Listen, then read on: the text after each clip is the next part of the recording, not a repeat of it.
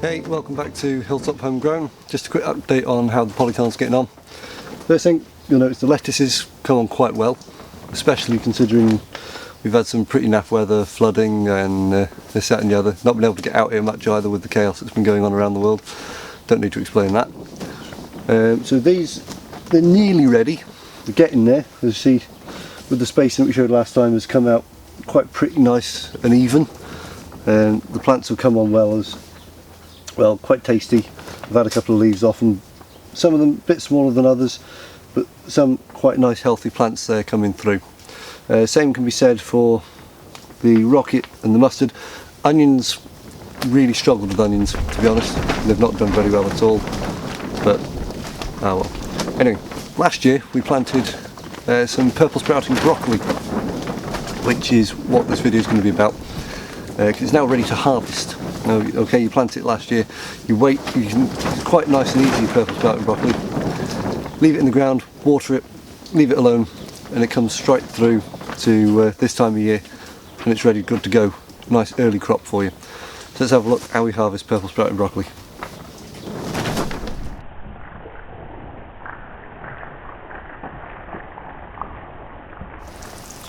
Right, so here with the purple sprouting broccoli, this is quite a leggy plant. There's kind of planted it in the wrong place really, but it's fine. It's come up really well, and it's got a nice big head on it now here, as you can see. And what we're going to go through is how you harvest it. So best thing to harvest, get yourself a little pair of snips like these. That's a big point on them, so you can get through in amongst the leaves. Then what you want to do with the purple sprouting broccoli is you find a little bit like that. You're down a couple of leaves. What you want to make sure of is that rather than just cutting the whole stem off, whole branch off so to speak, is you don't want to take any of the really tiny ones, because those will grow, they will come through again, and you'll get a second harvest off them. And that's important because at this time of year, some people call it the hungry gap. That can cause, obviously you've not got a lot of veg and things growing in your garden, bit of lettuce and the old kind of winter crop and things like that, some onions might come through, radishes, things like that, but you might not have an abundance of stuff growing at the moment. So you want to do that to make sure that you keep your larder as full as possible at this time of year, coming out your polytunnel or your garden, wherever it is you're growing. So just to show you, so like this one down here, down a couple of leaves, make sure there's no little ones that you're going to get cut off with that, and go snip. Get a bit like that kind of size, a couple of leaves on it and a little bit of a head, perfect. Put it in your basket, off you go, you're ready to go next time. So let's have a look what else we've got. So, and again, another one here, see this? I'll cut this one off a little bit long for you, just to show. This one shouldn't really have cut that long, but you can see there, hopefully, there is some extra little heads there. Those are the things that would cut, and it'll come again, and they'll come again, and they'll come again. So that little bit of a waste on that one, but that was just as an example to show you what you want to leave on the plant. So I'm going to keep going on this, and you'll see exactly the kind of harvest I'm going to get. We've only got about 4 plants here, so you'll see the kind of harvest we got, 4 plants, and then we're going to have a quick look at our radishes before you go.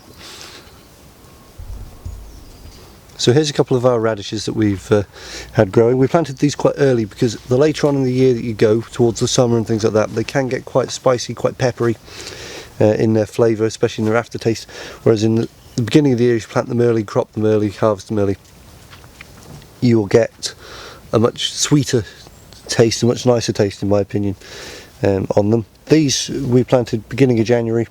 They've just started to bulb up. Normally they grow a lot quicker than that, but because we've had such terrible weather, they've taken a little bit longer to grow, about the 2-month mark to grow. But again, they are now, I don't know if you can quite see that, starting to bulb up.